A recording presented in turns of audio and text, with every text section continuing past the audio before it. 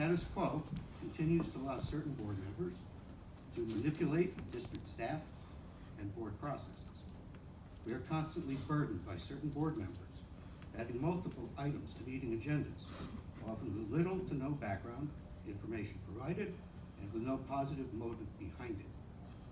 This has caused us to endure 4 to 5 hour long meetings, where toward the end, little was accomplished. The dysfunctional board members will continue to cause havoc until our bylaws are replaced. None of their antics have improved the educational opportunities for Bridgeport's children. Our own attorneys have scolded us for not addressing the inadequacies of these bylaws. This is not about politics, it's about the students who will benefit from a more productive board.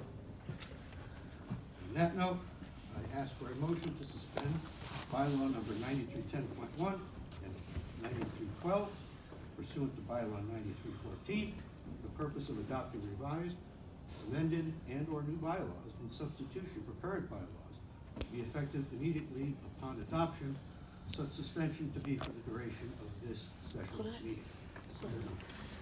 Second. Okay, all in favor? Aye.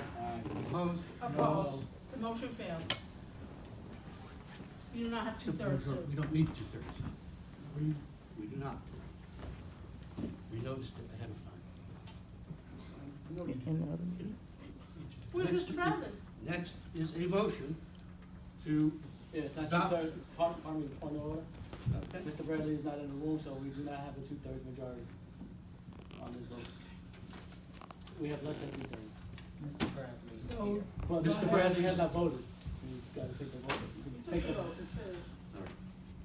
Next is to seek a motion to adopt revised, amended, and or new bylaws in substitution for current bylaws to be effective immediately upon adoption, such bylaws being presented tonight as draft dated February 6, 2019. Is there a motion?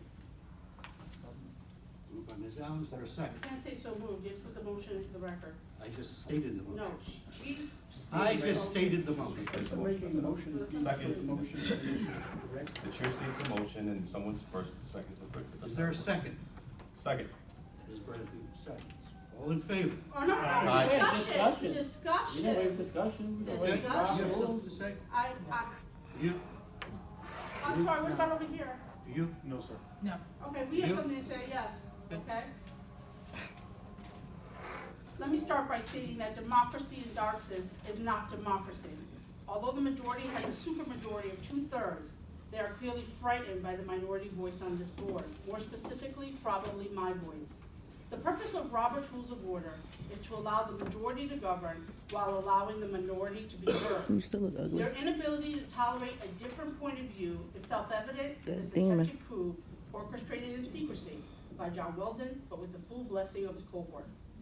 John Weldon appointed himself chair of the Governance Committee in December 2018, and although the calendar he submitted shows 11 meetings should have been held as of January 2019, he has held only 2.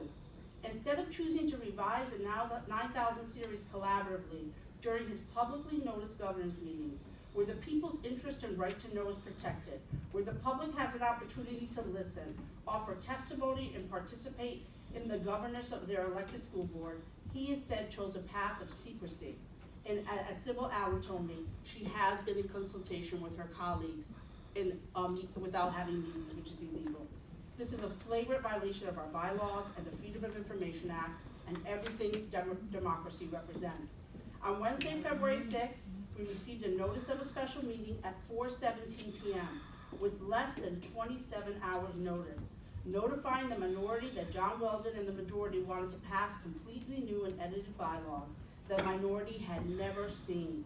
Not surprisingly, when the chair sends a meeting notice as late as possible to give the minority members and the public as little notice as possible, so they slide massive changes under the radar, errors will be made, including errors to state statute. There are policies here right now that are in violation of state law. The meeting had to be canceled because the meeting notice was not noticed on our public website, which is required under the Freedom of Information Act. Our existing bylaws constitute 55 pages, totaling 44 bylaws. The proposed new bylaws total 31 pages and 26 bylaws. In all my years on the board and in the legislature and Congress, When bylaws, policies, statutes are edited or revised, the existing document clearly delineates new language, deleted language, and references the current policy number or statute number, and correlates the proposed new policy for easy reference. None of this was done, which requires conscientious board members to review our current and proposed bylaws side by side, trying to correlate the documents to see what policies have been deleted, merged, or edited, or newly created. This was purposeful and intentional. Let us go through the changes I could find in which was a painstaking and time-consuming project as John Weldon and his cohort intended it to be. One of the most critical things is policy 9010. That policy currently says a board member may not commit the district to any policy, act, or expenditure. This